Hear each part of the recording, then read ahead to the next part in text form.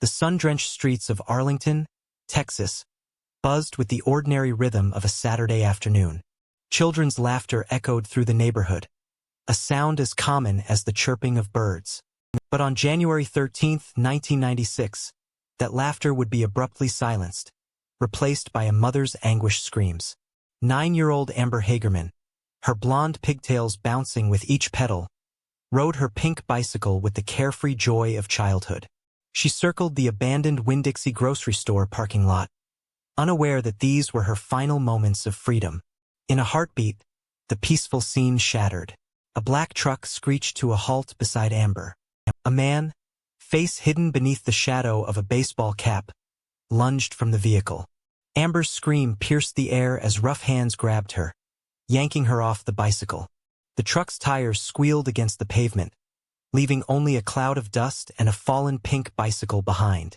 Jimmy Kevill, a 78-year-old retiree tending to his garden across the street, watched in horror as the scene unfolded. His trembling fingers dialed 911, his voice cracking as he reported what he had witnessed. Within minutes, sirens wailed through the streets of Arlington, a sound that would become all too familiar in the days to come. Detective Jim Ford arrived at the scene, his weathered face etched with concern. As he surveyed the abandoned parking lot, a chill ran down his spine. This was no ordinary missing child case. The pink bicycle lay on its side, one wheel still spinning slowly, a poignant reminder of the life so abruptly interrupted. Ford's eyes narrowed as he spotted a small handprint on the dusty ground near the bike. It was as if Amber had reached out, trying to grasp onto her fleeting freedom. As the sun dipped below the horizon, casting long shadows across the crime scene, Ford knew they were in a race against time. The first 48 hours were crucial in any abduction case, and the clock was already ticking. Back at the station, a command center was hastily established. Maps of Arlington covered the walls, dotted with potential sightings. Ford stood before his team, his voice grave as he briefed them on the situation. "We're looking for a black truck, possibly a pickup. The driver is described as a white or Hispanic male in his 20s or 30s. As the investigation unfolded, a disturbing pattern emerged. Several witnesses reported seeing a black truck circling the neighborhood in the days leading up to Amber's abduction. The realization sent a chill through the department. This wasn't a crime of opportunity. It was premeditated. Meanwhile, Amber's family clung to hope. Their living room transformed into a makeshift command center of their own. Donna Whitson, Amber's mother, sat surrounded by stacks of flyers bearing her daughter's smiling face. Her eyes, red-rimmed from sleepless nights, held a mixture of desperation and determination. As days turned into weeks, the city of Arlington rallied around the Hagerman family. Volunteers combed through fields and wooded areas, hoping against hope to find any trace of Amber. But as each search came up empty, a grim reality began to settle over the investigation. On January 17th, for days after Amber's disappearance, the break in the case that everyone had been praying for finally came. But it was not the miracle they had hoped for. A man walking his dog along a creek bed made a horrifying discovery. There, partially submerged in the murky water, lay the body of a small girl. Detective Ford stood at the edge of the creek, his heart heavy as he watched the forensics team at work.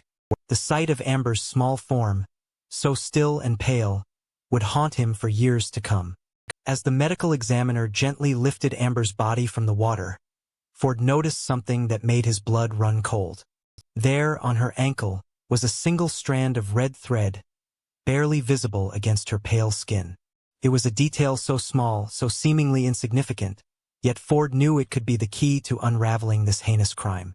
As news of Amber's fate spread through Arlington, a wave of grief and anger swept through the community. Candlelight vigils were held, and makeshift memorials sprang up around the city. But amidst the sorrow, a fierce determination took root. This tragedy would not be in vain. In the days that followed, Ford threw himself into the investigation with renewed vigor. The red thread became his obsession. He scoured fabric stores, automotive shops, anywhere that might provide a lead.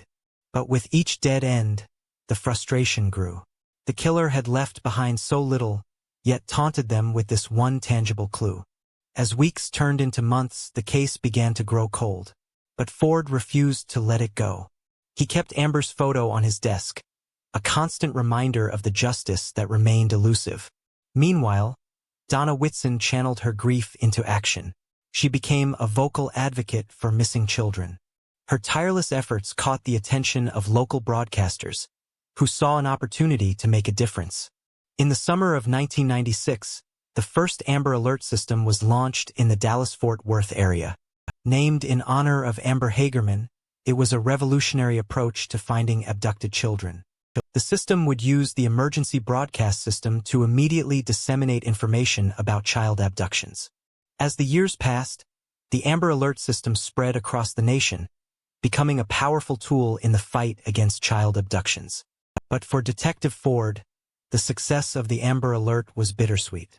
While it had saved countless lives, it had come too late for the little girl whose case had inspired it all. On the 10th anniversary of Amber's abduction, Ford stood before a room full of reporters. His hair had grayed, and new lines etched his face, but his determination remained undiminished. "We haven't forgotten," he said, his voice steady. "We will never forget, and we will never stop looking for Amber's killer." As he spoke, Ford's hand unconsciously moved to his pocket, where a small evidence bag containing a single red thread resided. It was a constant reminder of the case that had defined his career, and the little girl who had changed the face of missing children investigations forever.